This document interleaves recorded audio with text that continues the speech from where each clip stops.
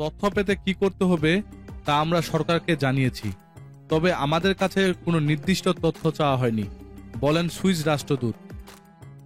সুইজারল্যান্ডের বিভিন্ন ব্যাংকে বাংলাদেশের নাগরিকদের জমা করা অর্থের বেশিরভাগ অবৈধ পথে আয় করা হয়েছে, এই ধরনের অভিযোগ রয়েছে। তবে বাংলাদেশ সরকার এখন পর্যন্ত সুইস ব্যাংক বা কর্তৃপক্ষের কাছে নির্দিষ্ট কোনো তথ্য চায়নি, জানিয়েছেন সুইস রাষ্ট্রদূত।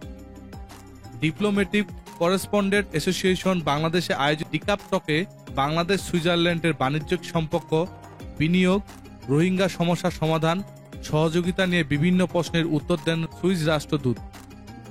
সুইস রাষ্ট্রদূত বলেন, সুইজারল্যান্ডের কেন্দ্রীয় ব্যাংক সুইস ন্যাশনাল ব্যাংক 2022 সালের জুন মাসে প্রকাশিত বার্ষিক প্রতিবেদন অনুযায়ী গত বছরে বাংলাদেশিরা প্রায় 3,000 কোটি টাকার সমপরিমাণ অর্থ সুইজারল্যান্ডের বিভিন্ন ব্যাংকে জমা করেছেন।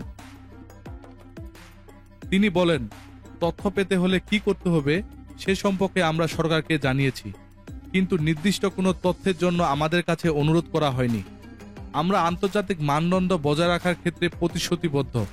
দুই পক্ষের সম্মতির ভিত্তিতে এ ধরনের তথ্য আদান প্রদান করা সম্ভব এবং সেটি তৈরি করতে হবে।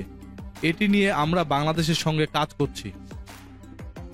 সুইস ব্যাংক সে দেশের মোট দেশজ উৎপাদনের 10% মতো অবদান রাখে। উল্লেখ করে রাষ্ট্রদূত বলেন, আমাদের ব্যাংকগুলো অবৈধ অর্থ রাখার নিরাপদ স্থান নয়। বৈশ্বিক আর্থিক খাতে সুইস ব্যাংকগুলো বিভিন্ন ধরনের সংস্কার করেছে, নতুন ও উন্নত মানদণ্ড তৈরি করেছে এবং তারা অবৈধ অর্থে রাখার জন্য প্রলুব্ধ করে, এটি ঠিক নয় বলে তিনি জানান। বাংলাদেশিরা কত টাকা জমা রেখেছে ওই তথ্য প্রতি বছর সুইস ন্যাশনাল ব্যাংক দিয়ে থাকে এবং ওই অর্থ অবৈধ পথে আয় করা হয়েছে কিনা এটি আমাদের পক্ষে বলা সম্ভব নয়, বলেন সুইস রাষ্ট্রদূত।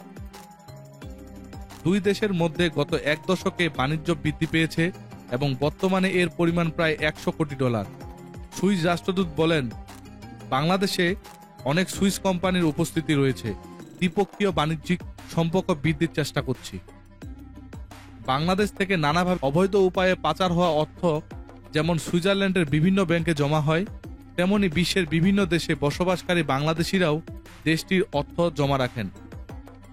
তাই সুইজারল্যান্ডের ব্যাংকে থাকা বৈধ অবৈধ সব অর্থই রয়েছে।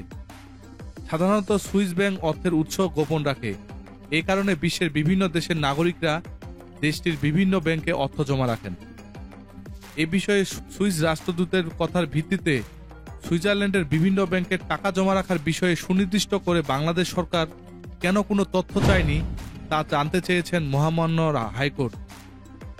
প্রিয় দর্শক, বাংলাদেশ সরকার সুইস ব্যাংকের নিকট কেন কোনো তথ্য চায়নি বলে আপনি মনে করেন? আপনার মতামত কমেন্টে জানান।